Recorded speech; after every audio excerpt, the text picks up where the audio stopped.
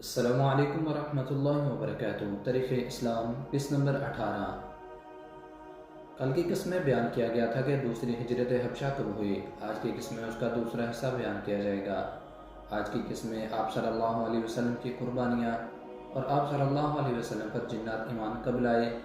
آپ کے چچا ابو طالب کے کفر پر موت کیوں ہوئی، آپ کے چچا ابو طالب ایمان کیوں نہیں لے کے آئے، یہ سب کچھ آج کی قسط میں بیان کیا جائے گا۔ اس کے ساتھ ساتھ حضور صلی اللہ علیہ وسلم نے حضرت خدیجہ رضی اللہ تعالی عنہ کی وفات کے بعد دوسری شادی کب کی۔ جب حضرت خدیجہ رضی اللہ تعالی عنہ کی وفات ہوئی تو ان کی کتنے صاحبزادیاں اور کتنے صاحبزادے تھے۔ آپ سے درخواست ہے اس ویڈیو کو مکمل دیکھیں اور دوستوں کے ساتھ بھی شیئر کریں۔ آپ صلی اللہ علیہ وسلم کے چچا اس لیے آپ پر ایمان نہیں لے کے آئے کہ ناک کٹ جانے اور برادری و قوم کے طعنوں کا خوف انسان کو ہزاروں نعمتوں سے محروم کر دیتا ہے۔ نزا کے وقت بھی حضور صلی اللہ علیہ وسلم نے کلمہ پڑھنے کی تلقین فرمائی، تو باوجود یہ کہ ابو طالب اس کی سچائی پہچانتے تھے مگر یہی جواب دیا کہ برادری کے آدمی طعنہ دیں گے کہ اتنا بوڑھا آدمی اپنے باپ دادا کا دین چھوڑ کر اپنے پالے ہوئے بچے کے دین میں داخل ہو گیا۔ جو لوگ رسم دنیا کی پابندی فرض سمجھتے ہیں وہ ابو طالب کے واقعہ کو یاد رکھیں اور غور کریں کہ برادری کا خوف کس طرح جنت کی نعمتوں سے محروم کر دیتا ہے۔ ابو طالب حضور صلی اللہ علیہ وسلم سے 35 برس بڑے تھے، اس حساب سے 85 برس کی عمر میں وفات پائی۔ حضرت خدیجہ رضی اللہ تعالی عنہ کی جب وفات ہوئی تو آپ کے کتنے بچے تھے؟ یاد رہے 4 صاحبزادیاں اور پہلے شوہر سے 1 صاحبزادے جن کا نام ہند تھا۔ آپ رضی اللہ تعالی عنہ کی جب وفات ہوئی تو حضرت زینب رضی اللہ تعالی عنہ اور حضرت رقیہ رضی اللہ تعالی عنہ کی شادی ہو چکی تھی، باقی حضرت فاطمہ رضی اللہ تعالی عنہ اور حضرت ام کلثوم رضی اللہ عنہ کنواری تھی۔ حضرت خدیجہ رضی اللہ تعالی عنہ کی وفات کے بعد دونوں صاحبزادیوں کا آپ خود ہی خیال کرتے تھے، مگر چونکہ اسلام کی تبلیغ میں حرج ہوتا تھا، ایک طرف خدا کا یہ حکم کہ خداوندی احکام کو بے دڑک ڈنکے کی چوٹ پر لوگوں کو سناتے رہو، دوسری طرف کافروں کی بڑھتی ہوئی دشمنی سے یہ خطرہ کہ موقع پا کر بال بچوں کو اپنی دشمنی کا شکار نہ بنا لیں، لہٰذا حضور صلی اللہ علیہ وسلم نے ایک بیوہ عورت سے نکاح کر لیا جن کا محترم نام حضرت سودا تھا۔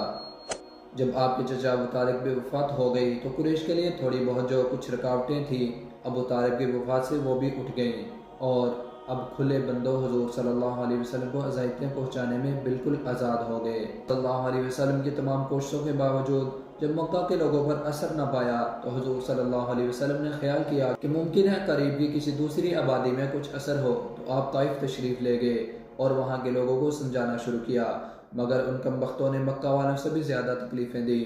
ایک دن بدماشوں کو اشارہ کر دیا جو جولیوں میں پتھر بھر کر بازار میں دونوں طرف کھڑے ہو گئے۔ حضور صلی اللہ علیہ وسلم جس طرف جاتے حضور صلی اللہ علیہ وسلم پر پتھر برساتے، بدن مبارک خون میں نہا گیا تھا، جوتیاں خون سے بھر گئی تھیں، بار بار سر چکراتا اور اللہ کا سب سے پیارا نبی زمین پر بیٹھ جاتا، مگر وہ دونوں بازو پکڑ کر کھڑا کر دیتے اور پھر اس طرح گستاخیاں کرتے۔ آپ مجبور ہو کر مکہ واپس تشریف لے آئے۔ اس سفر میں آپ کے ساتھ حضرت زید بن حارثہ رضی اللہ تعالی عنہ حضور صلی اللہ علیہ وسلم کے ساتھ تھے اور 1 ماہ حضور صلی اللہ علیہ وسلم نے طائف میں قیام کیا۔ ان قربانیوں کا اللہ تعالیٰ نے آپ پر ظاہری یہ احسان کیا کہ واپسی پر جب حضور صلی اللہ علیہ وسلم نخلا مقام پر صبح کی نماز پڑھ رہے تھے، جنان نے قرآن شریف سنا اور وہ ایمان لے آئے، اور پہاڑوں کے نگہبان فرشتہ نے عرض کیا، یا رسول اللہ، اگر حکم ہو تو ان تمام گستاخوں کو 2 پہاڑوں کو بیچ میں لا کر خدا کے حکم سے سب کو تباہ کر دیا جائے،